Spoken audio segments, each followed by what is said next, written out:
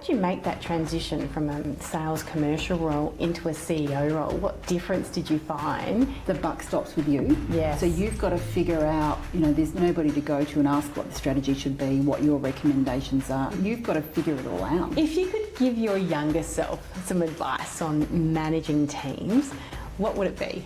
It would be to trust yourself more. I definitely suffered as a younger manager from imposter syndrome. Yes, billboard for leaders everywhere. What would your message say? Okay, so I'm going to paraphrase one of the great narrators of our time. You're listening to The Ultimate Leader's Edge, where we explore the mindset and methods behind great leadership. I'm Paulette Kolarz, and in each episode we talk with leaders who've learned how to balance performance with purpose and growth with culture. Our guest today is Bronwyn Klei, CEO of Netball SA, a passionate and people-first leader who has been at the forefront of shaping South Australia's most popular female sport. Bronwyn's leadership journey is a testament to purpose-driven performance. In today's episode, we'll explore how Bronwyn builds culture across a diverse network of players, staff and volunteers, and what it really takes to unite a team behind a shared mission. Thank you so much for joining us on the Ultimate Leaders Ed podcast. Thank you for having me. And I'd love to start off, Bronwyn, for people who don't know you, with a little bit of the story behind your leadership journey. Sure. Well, my background is actually in commercial radio sales. I started really on my career journey at a radio station called 5KA. Yes. In 1989. And I started as a direct sales rep with absolutely no experience. So I remember getting the job, and there were two of us that got the job. One was an ex-footballer who was given a long list of clients who were already advertising on 5KA. Yeah.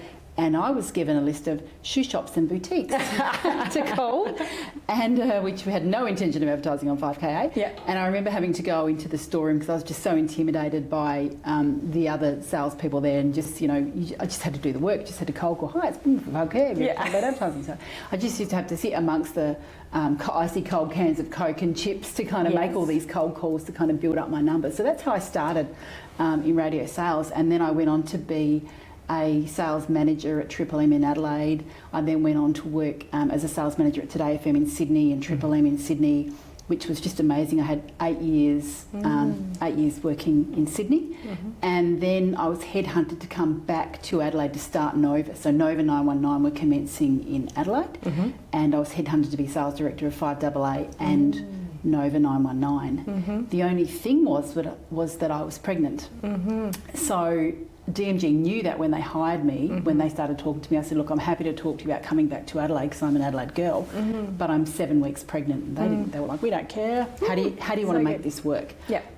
So I started the job when I was 7 months pregnant, so which I don't really advise anybody starting a new job in a new startup company at 7 months pregnant.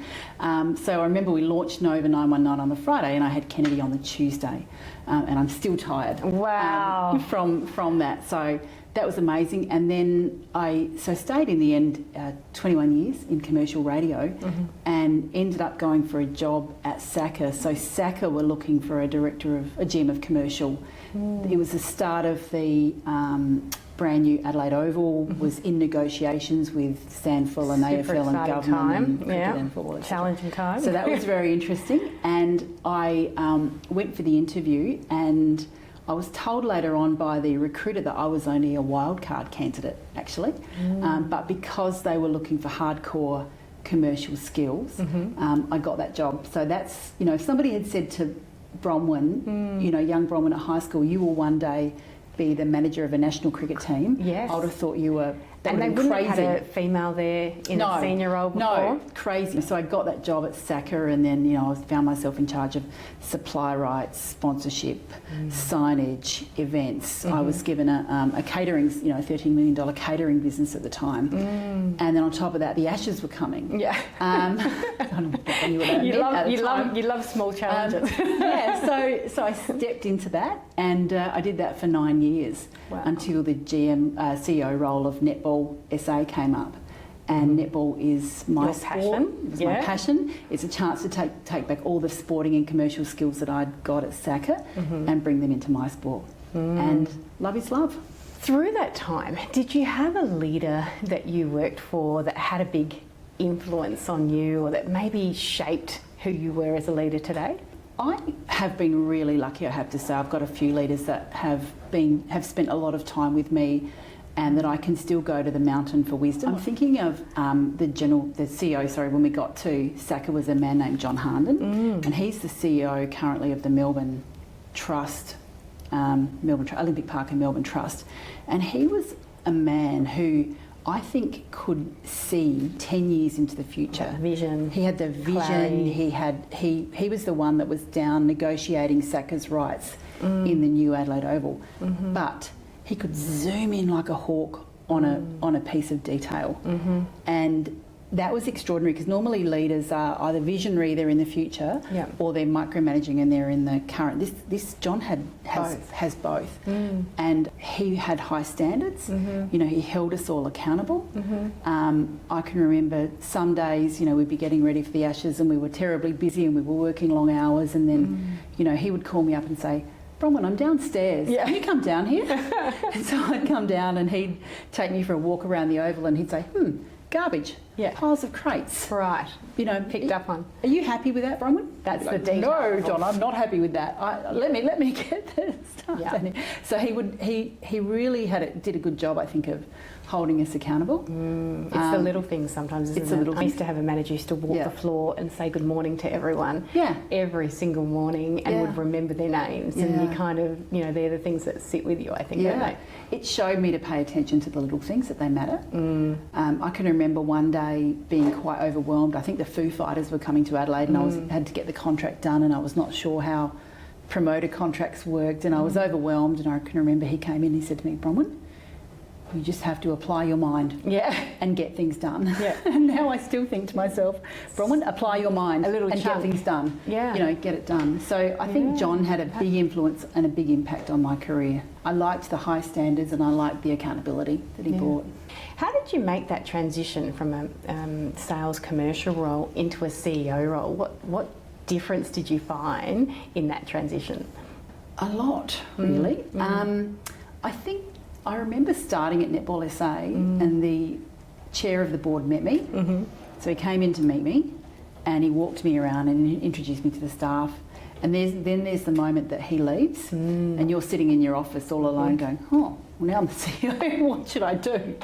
What should I do next? So I think the biggest thing is that the buck stops with you. So you've got to figure out, you know, there's nobody to go to and ask what the strategy should be, what your recommendations are. You know, you've got to figure it all out. And I think, so that's part of it. And then the other thing I think is quite different is managing upwards so much with a board. So you've got to be, it's reporting, it's governance, it's managing impressions to the board, it's financials. And so you have to be able to detach yourself operationally, and I can't always because we're a small sporting organisation, but you have to be able to detach yourself and really determine what's important, because I will get pulled into everything operational if I let myself. Bron, are you happy to share a time that your leadership was tested a little bit and maybe an example of that? A very difficult time for me and the organisation was back in 2019, so it only just started, and the Thunderbirds had pulled off a big coup and been able to recruit Maria Folau into the Adelaide Thunderbirds. She was a silver fern, a very capped international New Zealand player, and so we were just delighted to have her in the Adelaide Thunderbirds. But it was right about the same time that her husband, Israel Folau, who's a very devoted Christian, tweeted some very un-Christian things into the social stratosphere. That's right. And very challenging. Under, you know, it global. His comments went global. And at the time, Maria, who was a Thunderbird, had said nothing. So no support, hadn't tweeted, had done nothing. And this was the first time that I'd ever been part of a global Twitter pile-on. I actually went off Twitter at that point because it was too much. But we had to make a decision, and that, you know, everybody had an opinion. So the media had an opinion, Netball Australia had an opinion, the fans had an opinion, the church had an opinion, the LGBTQI community had an opinion. But Maria had done nothing wrong. She hadn't commented, she hadn't said anything, and I'm not sure how many of us would like to be held accountable for our own spouse's actions. She'd done nothing wrong. So I had to decide at that point, what action were we as an organisation going to take? And I had to really get rid of the noise and the clutter in my own head and be clear. And we supported Maria through that time because she had done nothing wrong. Because I was the one that had to stand up in front of the media and answer these questions. So I had to dig deep into my own values because that was anything I could rely on at that time. Yeah, that's super challenging, isn't it? And we don't think about those things as being a CEO, do we? Is that you've got all the business side and the financial side and I've got to make it budget. But you've actually got the human side as well. Correct.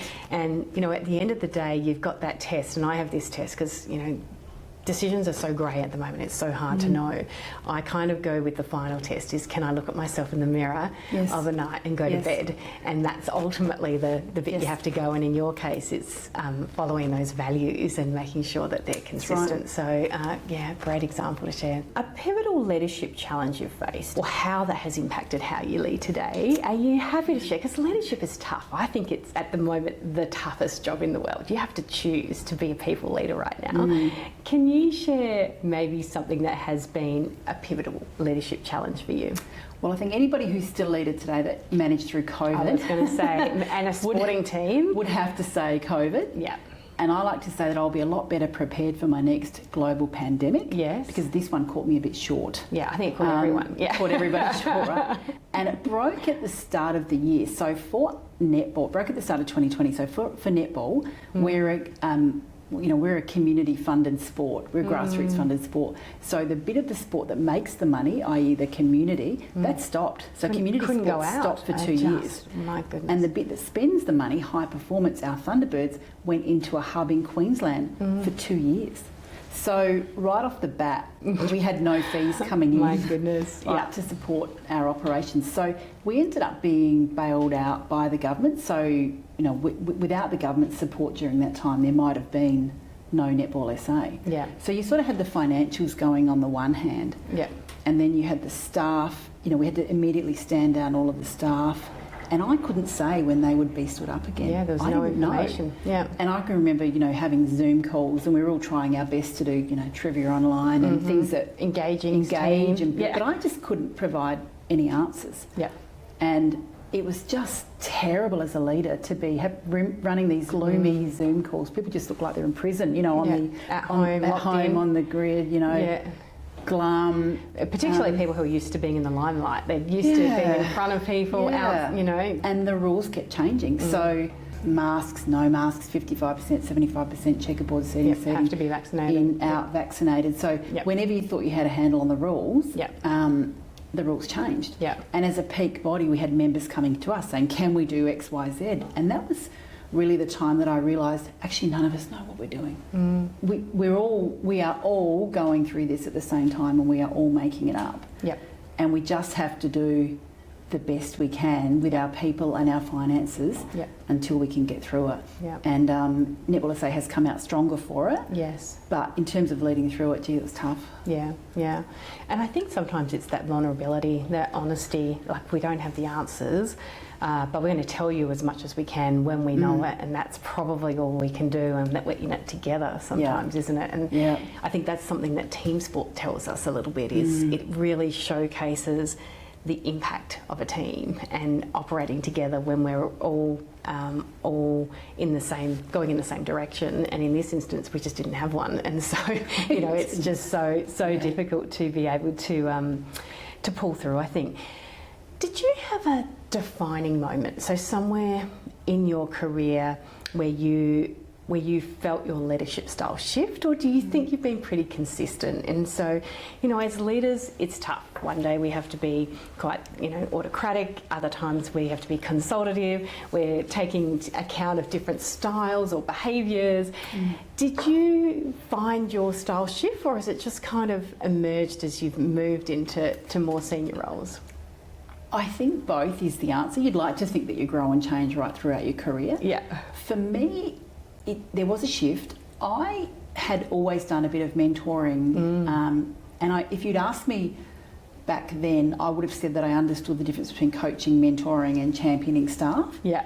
But I actually went and did a coaching course. Yes. And there is a difference, isn't there? There is a difference, right? And so I did this really intensive coaching course, and that taught me that coaching's really about asking questions, about thinking deeply about questions, how to pose them, how to ask them, how to lead staff into solving issues for themselves and coming up with answers for themselves versus mentoring, sharing, doing it for them. And as a leader, you want to tell them the answers, right? Because you think you know the answers. Yeah. And that makes us feel good too, doesn't it? So Sometimes. Adrenaline hit, little sugar hit. Yeah. But actually going into a coaching style of leadership has something that's been really beneficial. Yes. And that was a shift for me. Yes. The other thing I remember on a personal level when I was younger, I can remember a direct manager calling me in once and saying, hey, just so you know, when we announce change initiatives, I feel like I have to put more work into guiding you through change. He said to me, you know, like you're influential and you're opinionated, and I have to manage you a bit differently to everybody else. And what he was saying is you're kind of high maintenance, I think. And I really heard that.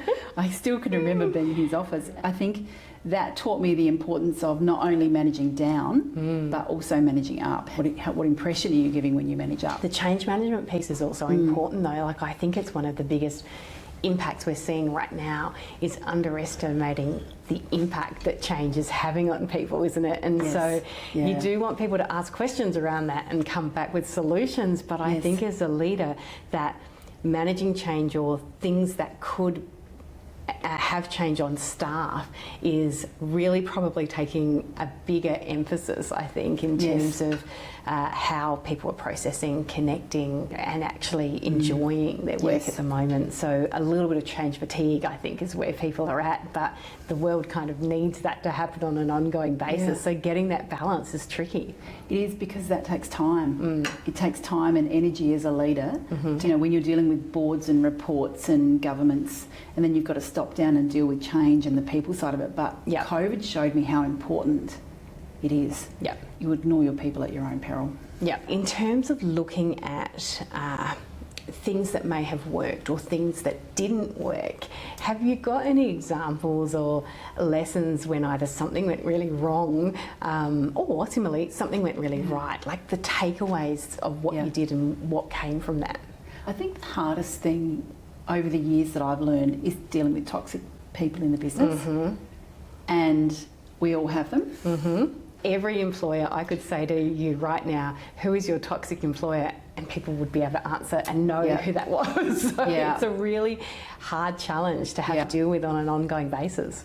And I think ultimately, you know, your people will judge you really harshly.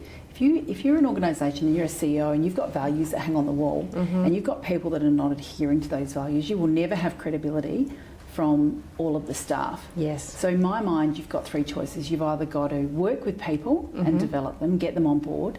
You can offer them a package if you can wangle it. Or you've got to manage them out of the business. You know, and all of those are hard, but they have to be done.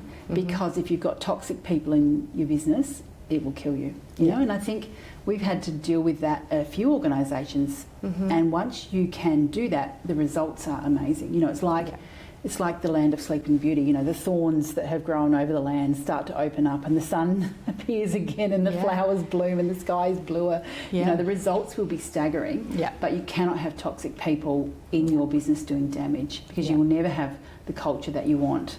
You mentioned your values. Your values in terms of some of the things that are important to Netball SA.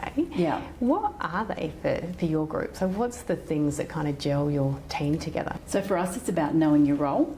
So we sort of we have some values that hang on the wall. It's about knowing the role and understanding the role that you play. And making sure that you come prepared professional to play that role. It's about playing with integrity. So always doing and saying the right thing. So we have, you know, we are the peak body for our sport. So if we're not holding everybody to the highest integrity, what are we doing?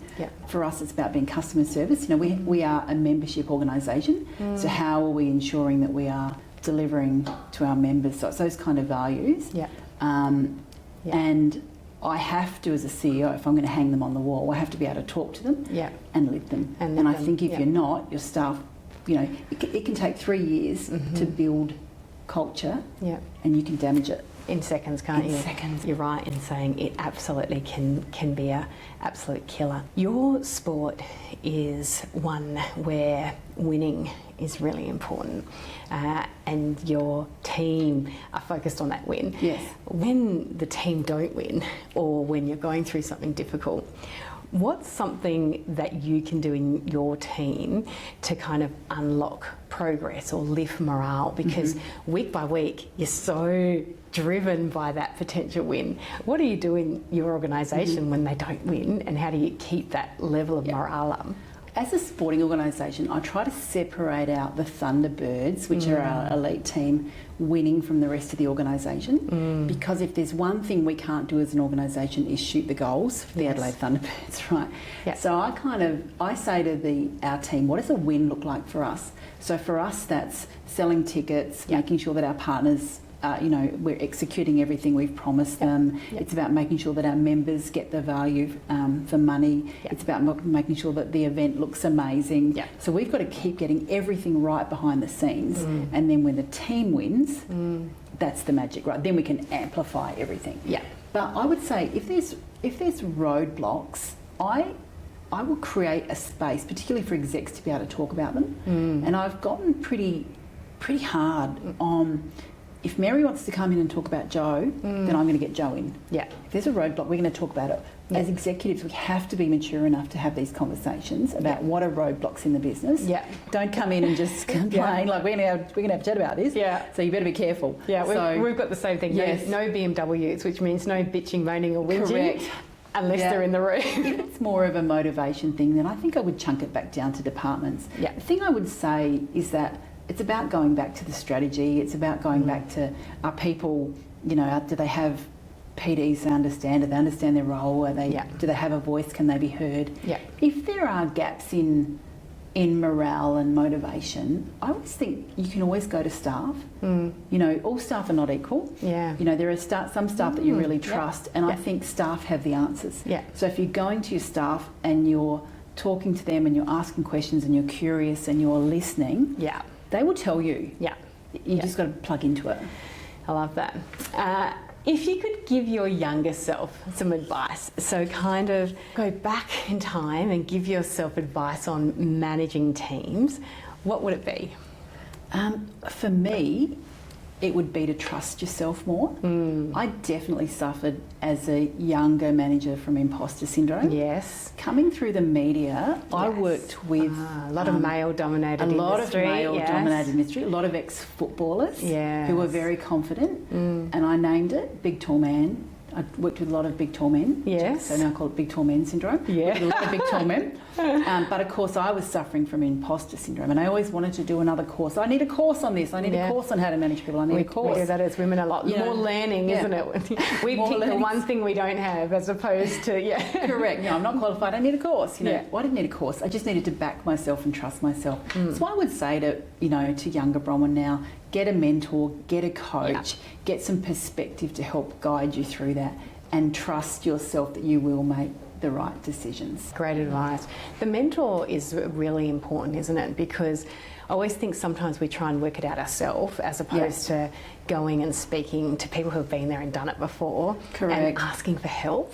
Like, actually, I don't know this. Can you help me with it? And certainly that's what I've tried to do, but I don't think we do it fast enough sometimes. And we try and work it out because we see it as a sign of weakness as opposed to strength in trying to get to where we want to get to. So being vulnerable helps, I think, as women is actually a double-edged sword, because people can see you as vulnerable. But actually, if you can show that vulnerability in a space with people that you trust, people can really help you. Particularly for women, I think it really is important. Leadership rhythms, so systems, habits, things that might have been a game changer for your team performance or culture. I kind of think it's those little steps that you do consistently that start to shape things. Have you got anything that you've done that you've found has been a game changer or has worked for you in terms of building your culture or having that consistency that you think delivers those results? I have a bit of a rule that we don't cancel meetings. Yeah, So one-on-ones are a good one for that. One-on-ones are a good ones, but a lot of committee meetings, because we're a membership organisation, and we work in a corporate space, and we might not be ready for that meeting that night. We'll say, we'll just cancel it, because we work in corporate, and everybody just, our diaries get juggled all the time. But I say, no, these are volunteers, these are members. If we start to cancel meetings, we look unreliable. So be ready for a meeting. If there's a meeting in your diary, come prepared, understand your role, be a team player, be ready. Yes. The other thing I would say is staff meetings. And I really am a big believer in staff meetings. Yeah. And I think they're a great chance. You've got all your staff sitting in a room. There's a lot of salary sitting in that room. Yeah, you want to make it count, don't you? You want to make it count. You've got scale. You've got the chance to think about your narrative. What do you want to say? How do you want to project the company? Yeah. Put time, put effort into those staff meetings. Make them fun. Make people want to come. Yeah. I don't think staff meetings are something you can phone in. No. And sometimes I feel like other managers are like, staff meeting, they come around quick, you know. Yeah. But you put effort in and you will get effort out. And now I think our staff really they love coming to our staff meetings. They're fun. They're part of our culture. Yeah. And I don't think they always were. Yeah. And I think it's when you do them consistently, but you actually spend the time to plan and prepare them, because they're the little things, you can have meetings for meetings' sake. Sure. But when you've got them and they work, but that comes back to what are you doing to make them work, and what are you doing to make sure that you're informing and connecting and sharing and celebrating. We used to have them back in my Harris Scarf days, the stand-up huddle.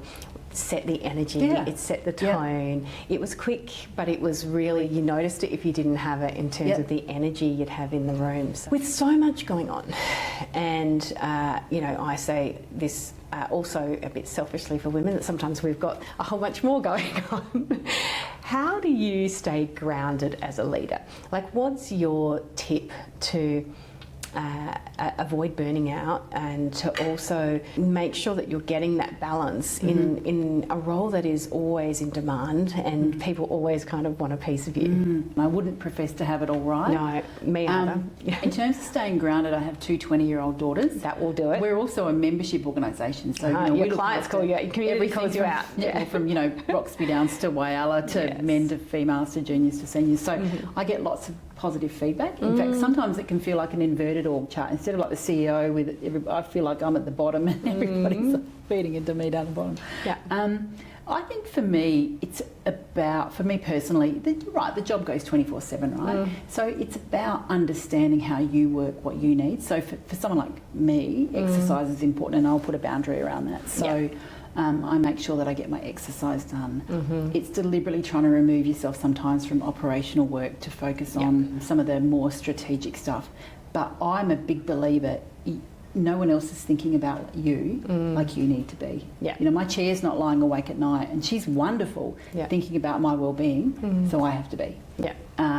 So I'm grounded through lots of feedback, but it's also about understanding how to get, how do I get the best out of myself, and putting boundaries around that. Yeah, it's a good point. Last couple of rapid questions that I love to fire out. Sure. One of the most impactful books, podcasts, training, things that have been most memorable when it's come to leadership or culture, what would that be for you? Well, I like Brené Brown because she's very values-based leadership, which I really, really admire. Amazing. But I'm listening to a podcast at the moment that I love by Michael Bungay Stanier. Haven't heard of it. He specialises in coaching. He runs a training company called Box of Crayons, but he's just done a podcast on change management because he thinks change management, there's too many big 4 companies coming out with complicated frameworks, etc., that people can't relate to. So he's done a podcast called Change Signal. Netball SA is about to undergo enormous change with a $92 million redevelopment. We're going to have to move out for 2 years and really disrupt the sport.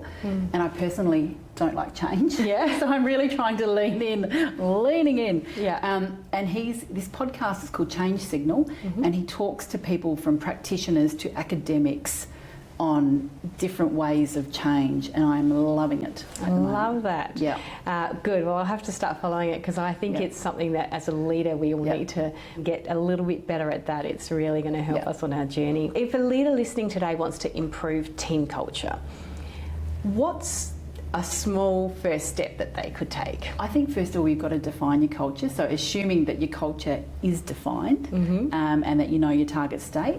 And if you think something's off track, I would talk to staff. It's that listen to your gut, isn't it? You know when something's there. Find your trusted staffers, not the managers necessarily, but find the people who you trust in the organisation. You know, there's always certain influential people that you know. They'll say it straight. And I think if things are off track for me, I want to put a little dipstick into the organisation to test where we're at. Yeah. I would go to my trusted staff and say, what do you reckon? Yeah, the touch points. The regular touch points right now I think are so important, whether it's a coffee, you know, catch up every so often, or that physical walk to just get that sniff test, isn't it, on the floor. It tells you a lot. Last question. Okay. If you had a billboard for leaders everywhere, what would your message say? Okay, so I'm going to paraphrase one of the great narrators of our time, Taylor Swift. Good old Tay-Tay. I'm going to say, think of your energy as a commodity. There's only so much of it, so be careful where you invest it. I love that. That's a perfect way to end our podcast, and it's been so great talking to you and just exploring a bit more. For me, I think leadership is something that we need to be talking about openly. It's becoming challenging. It's kind of difficult. It's one of those things that we don't always get right, but I think it's about progress, and it's about learning and forever working on ways that even if we get a little bit better each and every day, it not only helps us as leaders, but it makes a better environment for everyone. So thank you so much for joining us. Thanks, Paulette.